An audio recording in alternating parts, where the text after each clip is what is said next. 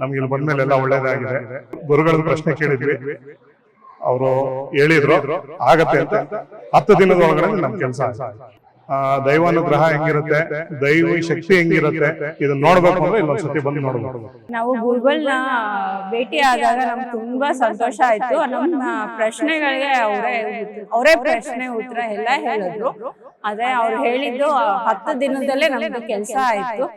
ದೇವ್ರ ಹತ್ರ ಹೋಗಿ ಅಲ್ಲಿ ಒಳಗಡೆ ಹೋಗೋ ಅಷ್ಟಕ್ಕೆ ಒಂಥರ ಜುಮ್ ಅನ್ಸುತ್ತೆ. ದೇವ್ರ ನೋಡೋ ಅಷ್ಟೊತ್ತಿಗೆ ಜಗದಾದಿ ಶಕ್ತಿಯೇ ಚೌಡಾಂಬೆ ವಿದ್ಯಾ ಚೌಡೇಶ್ವರಿ ಜಗದಾಂಬೆ ಕಳಶದಿ ಪೂಜಿಸುವೆ ಬಾರಮ್ಮ. ವೀಕ್ಷಕರೇ, ಕರ್ನಾಟಕದಲ್ಲಿರುವ ಎಲ್ಲ ಪ್ರಸಿದ್ಧ ದೇವಸ್ಥಾನಗಳನ್ನು ನಿಮಗೆ ಪರಿಚಯ ಮಾಡಿಸುವುದೇ ನಮ್ಮ ಟಿವಿ ಕನ್ನಡ ವಾಹಿನಿಯ ಉದ್ದೇಶ. ಟಿವಿ ಕನ್ನಡ.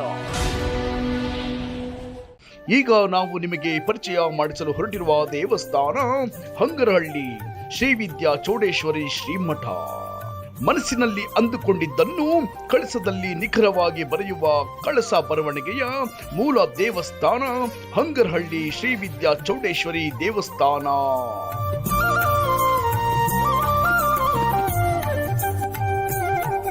ನಮಸ್ಕಾರ, ನನ್ನ ಹೆಸರು ಸತ್ಯಕುಮಾರ್ ಅಂತ, ಬೆಂಗಳೂರಿಂದ. ನಾವು ಇಲ್ಲಿ 1 ವರ್ಷದಿಂದ ಬರ್ತಾ ಇದ್ದೀವಿ. ನಮ್ಗೆ ಇಲ್ಲಿ ಬಂದ್ಮೇಲೆ ಎಲ್ಲ ಒಳ್ಳೇದಾಗಿದೆ. ಇಲ್ಲಿ ಗುರುಗಳು ಆಶೀರ್ವಾದದಿಂದ ಎಲ್ಲ ಚೆನ್ನಾಗಿ ನಡೀತಾ ಇದೆ, ಎಲ್ಲ ಒಳ್ಳೇದಾಗಿದೆ. ಇಲ್ಲಿ ಯಾವುದೇ ರೀತಿ ಇದು ಇಲ್ಲ, ವ್ಯಾಪಾರ ಆ ಥರದ್ದೇನಿಲ್ಲ. ಎಲ್ಲ ದೈವಿಯ ಶಕ್ತಿಯಿಂದ ನಡೀತಾ ಇದೆ, ಎಲ್ಲ ದೈವ ಅನುಗ್ರಹದಿಂದ ನಡೀತಾ ಇದೆ. ಇಲ್ಲಿ ಬಂದಮೇಲೆ ಎಲ್ರಿಗೂ ಒಳ್ಳೇದಾಗುತ್ತೆ. ಬನ್ನಿ. ಗುರುಗಳನ್ನ ಪ್ರಶ್ನೆ ಕೇಳಿದ್ವಿ, ಅವರು ಹೇಳಿದ್ರು ಆಗತ್ತೆ ಅಂತ. 10 ದಿನದ ಒಳಗಡೆ ನಮ್ಮ ಕೆಲಸ ಆಯಿತು. ಅವತ್ತಿನ ದಿನ ನಾವೇನು ಕೇಳಲಿಲ್ಲ, ಗುರುಗಳೇ ಹೇಳಿದ್ರು ನಮ್ಮ ಪ್ರಶ್ನೆ ಏನು ಅಂತ. ಅದಕ್ಕೆ ಉತ್ತರನೂ ಅವರೇ ಹೇಳಿದ್ರು ಏನು ಮಾಡಬೇಕು ಅಂತ. 9 ರೂಪಾಯಿ ಮತ್ತು 5 ರೂಪಾಯಿದು ಅರ್ಕೆ ಕಟ್ಕೊಂಡ್ ಬನ್ನಿ ಅಂತ ಹೇಳಿದ್ರು. ಅದನ್ನು ಕಟ್ಟಿದ್ವಿ. ಇವತ್ತು ಬರಬೇಕಿತ್ತು. ಇವತ್ತಿಗೆ 2 ದಿನ ಮುಂಚೆನೇ ಕೆಲಸ ಆಯಿತು ನಮ್ಮದು. ತುಂಬ ದೈವಿ ಶಕ್ತಿ ಇದೆ, ಒಂಥರ ತೀರಾ ಚೆನ್ನಾಗಿರುತ್ತೆ ನೋಡೋಕ್ಕೆ. ಎಲ್ಲರೂ ಬರಬೇಕು ಅನ್ಸತಿ ಜಾಗಕ್ಕೆ. ದೈವಾನುಗ್ರಹ ಹೆಂಗಿರುತ್ತೆ, ದೈವಿ ಶಕ್ತಿ ಹೆಂಗಿರುತ್ತೆ, ಇದನ್ನ ನೋಡ್ಬೇಕು ಅಂದ್ರೆ ಇಲ್ಲೊಂದ್ಸತಿ ಬಂದು ನೋಡ್ಬೇಕು. ಡಿವೈನ್ ಫೀಲಿಂಗ್, ಒಂಥರ ಪಾಸಿಟಿವ್ ವೈಬ್ರೇಷನ್ ಬರುತ್ತೆ, ಚೆನ್ನಾಗಿರುತ್ತೆ ನೋಡೋದು.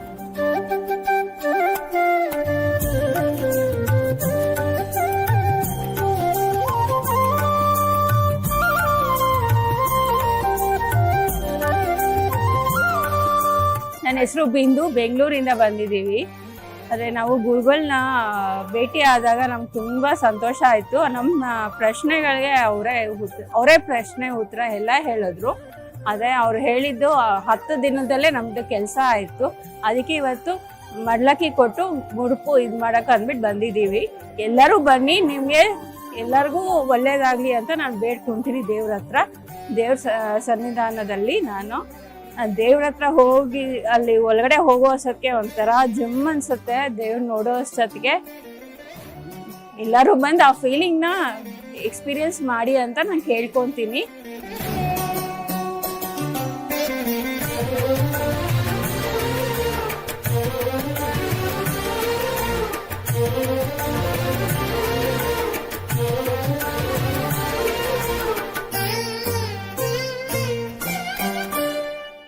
ನನ್ನ ಹೆಸರು ಗಾಯತ್ರಿ ಅಂತ, ನಾನು ಬೆಂಗಳೂರಿಂದ ಬಂದಿದ್ದೀನಿ. ನಾನು ಸುಮಾರು 1.5 ವರ್ಷದಿಂದ ಬರ್ತಾ ಇದ್ದೀನಿ. ಬಂದಾಗಿಂದ ನನಗೆ ಒಳ್ಳೇದಾಗಿದೆ. ನಂಬಿಕೆ ಇಟ್ಟು ಬರ್ತಾ ಇದ್ದೀನಿ. ದೇವ್ರು ಒಳ್ಳೇದು ಮಾಡಿದ್ದಾರೆ. ಪ್ರಶ್ನೆ ಕೇಳಿದ್ದೀನಿ ಅವ್ರ ಹತ್ರ.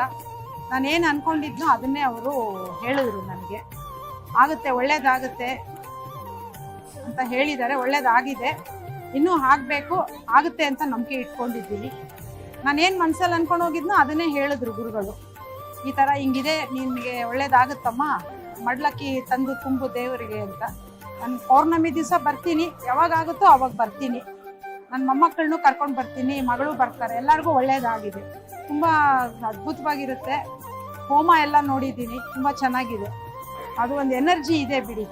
ಅದು ದೇವ್ರನ್ನ ನೋಡ್ತಿದ್ರೆ ನಾವೆಲ್ಲ ಮರ್ತು ಬಿಡ್ತೀವಿ. ನಮ್ಮ ಕಷ್ಟನೇ ಮರೆತು ಇದು ಮಾಡ್ಕೊತೀವಿ ನಾವು. ದೇವರು ಬಂದಿರೋರಿಗೆಲ್ಲ ಕಷ್ಟ ದೂರ ಮಾಡಿದಾಳೆ ದೇವಿ. ಹಂಗಾಗಿ ಎಲ್ಲರೂ ಬರ್ತಾರೆ, ಜನ ಸೇರ್ತಾರೆ. ದೇವಿ ಇನ್ನೂ ಒಳ್ಳೇದು ಮಾಡ್ತಾಳೆ. ಎಲ್ಲರೂ ಮನಸ್ಸಿಟ್ಟು ಬರಬೇಕಷ್ಟೇ, ನಂಬಿಕೆ ಇಟ್ಟು ಬರಬೇಕು.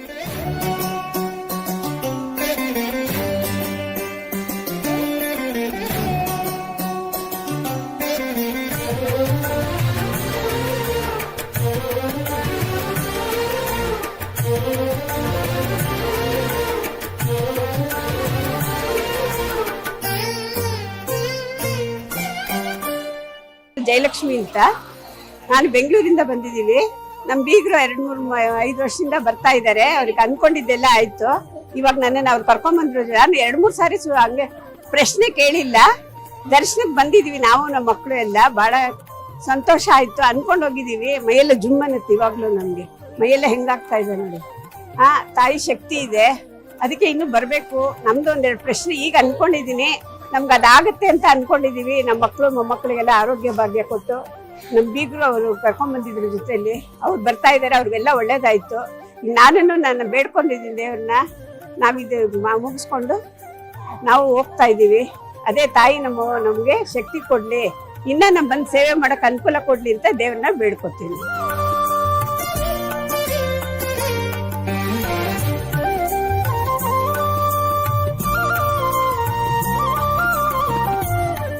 ಮಂಗಳಾರತಿ ಕಣ್ಣಲ್ಲಿ ಎರಡು ಕಣ್ಣು ಸಾಲದು ನೋಡಕ್ಕೆ. ನಮ್ಗೆ ಅಷ್ಟು ಶಕ್ತಿ ಇದೆ. ಆರತಿ ಮಾಡ್ತಾ ಇದ್ರೆ ನೋಡ್ಬೇಕು ಅನ್ಸುತ್ತೆ. ದೇವ್ರದ್ದು ಈಗ ಮೆರವಣಿಗೆ ಆಯ್ತಲ್ಲ, ಅವಾಗಂತೂ ನೀನ್ ಕಣ್ಣು ಮಿಟಕಿಸ್ದಂಗೆ ನೋಡ್ತಾ ಇದ್ವಿ ನಾವು. ಅಷ್ಟು ಚೆನ್ನಾಗಿ ಇದಿದೆ ಎಂತ. ನಮ್ಮ ದೇವರ ಇದು ತುಂಬಾನೇ ಶಕ್ತಿ ಇದೆ. ಎಲ್ಲರಿಗೂ ಒಳ್ಳೇದಾಗತ್ತೆ ಅಂತ ನಾವು ನಂಬಿದೀವಿ. ಆಗತ್ತೆ. ಎಷ್ಟು ಪವರ್ಫುಲ್ ಇದೆ ಅಂದ್ರೆ ನಾವು ಇನ್ನೂ ನೋಡ್ತಾ ಇರ್ಬೇಕು ಅನ್ಸುತ್ತೆ. ಇನ್ನು ನೋಡ್ಬೇಕು ಅಮ್ಮನ್ನ. ನಾವು ದೇವಸ್ಥಾನ ಇನ್ನೂ ಹೋಗ್ಬೇಕು, ಇನ್ನೊಂದ್ಸರಿ ನೋಡೋಣ ಅನ್ನೋ ಒಂದು ಮನಸ್ಸು ನಮಗೆ ಬರುತ್ತೆ. ಅದು ತುಂಬಾನೇ ಖುಷಿ ಆಗುತ್ತೆ ಸ್ವಾಮಿ. ಬರುವಂತ ಭಕ್ತರು ಅದೇ ಹೇಳಿದ್ನಲ್ಲ, ನಂಬಿಕೆ ಮುಖ್ಯ. ತಾಯಿ ಆಶೀರ್ವಾದ ಇದ್ದೇ ಇರುತ್ತೆ. ನಾವು ನಮ್ಗೆ ಬೇಡ್ಕೊಂಡಾಗ ನಮ್ಗೆ ಒಳ್ಳೇದಾಗೇ ಆಗತ್ತೆ ಅಂತ ನಾನು ಹೇಳ್ಕೊತೀನಿ. ಇಲ್ಲ ಏನೂ ಇಲ್ಲ. ಅದ್ರ ಬಗ್ಗೆ ಏನೂ ಇಲ್ಲ. ಅದೇ ಹೇಳಿದ್ಲ, ವ್ಯಾಪಾರಸ್ಥರ ಜಾಗ ಅಲ್ಲ ಇದು. ದೇವ್ರದ್ದು ದರ್ಶನ, ದೇವ್ರ ಕಷ್ಟ ಸುಖನ ಪರಿಹಾರ ಮಾಡುವಂತ ಕೇಳ್ಕೊಳಕ್ಕೆ ಬರೋ ಒಂದು ಒಳ್ಳೆ ಸ್ಥಳ ಅಂತ ನಾನು ನಂಬಿದ್ದೀನಿ. ಆ ನಂಬಿಕೆ ಹಾಗೆ ಇದೆ. ದೇವ್ರನ್ನ ಬೇಡ್ಕೊತೀನಿ.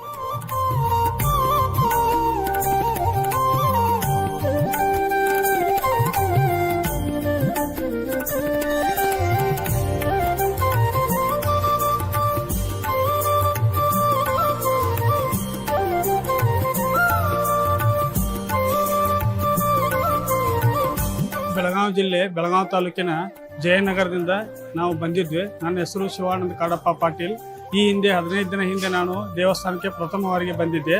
ಬಂದ ವೇಳೆಯಲ್ಲಿ ಗುರುಗಳನ್ನು ಭೇಟಿಯಾಗಿ ನನ್ನ ಪ್ರಶ್ನೆಯನ್ನು ಕೇಳಿದೆ. ಆ ಕೇಳಿದಾಗ ನೀನು 2ನೇ ತಾರೀಕಿಗೆ ಬರಬೇಕೆಂದು ಅವರು ತಿಳಿಸಿದ್ರು. ಆ ಪ್ರಕಾರ ನಾನು 2ನೇ ತಾರೀಕಿಗೆ ಬರೋದ್ರೊಳಗಾಗಿ ನನ್ನ ಕೆಲಸವು ಆಗಿತ್ತು.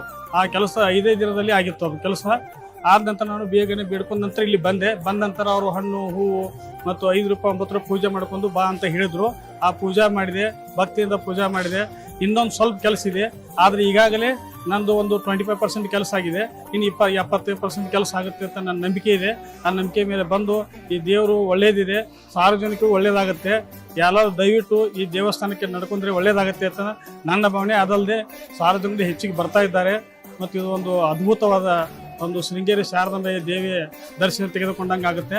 ಇಲ್ಲಿ ಬರೋದು ಒಳ್ಳೇದಿದೆ, ಭಾಳ ಆಗುತ್ತೆ ಅಂತ ನನ್ನ ಮನಸ್ಸಿನಲ್ಲಿ ಅನ್ಕೊಂಡು ನನಗೆ ಬರ್ತಕ್ಕಂಥ ಒಂದು ಇದಾಗಿದೆ, ಅದು ಬರ್ತೈತೆ ಕೇಳ್ಕೊಂಡೆ. ಅವರು ಗುರುಗಳು ಹೇಳಿಬಿಟ್ರು, ಹಿಂಗೆ ನಿಂದು ಆಗುತ್ತೆಪ್ಪ ಕೆಲಸ, ಈ ರೀತಿ ನೀವು ಮಾಡ್ಕೊಂಡು ಹೋಗೋಣ, ಎಲ್ಲ ನಾನು ನೋಡ್ತೀನಿ ಅಂತಂದರು.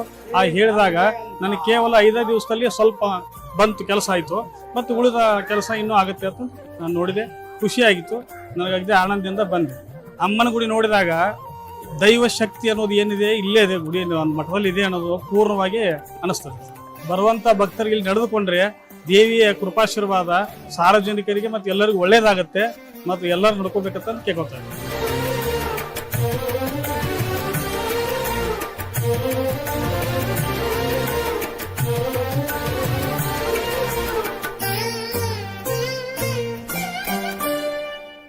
ನೋಡಿದ್ರಲ್ಲ ವೀಕ್ಷಕರೇ, ಶ್ರೀ ವಿದ್ಯಾ ಚೌಡೇಶ್ವರಿ ಶ್ರೀಮಠದ ಅದ್ಭುತ ಘಟನೆಗಳನ್ನು ನೋಡಿ ತಾವು ಕೂಡ ವಿಸ್ಮಯರಾಗಿದ್ದರೆಂದು ಭಾವಿಸುತ್ತೇವೆ.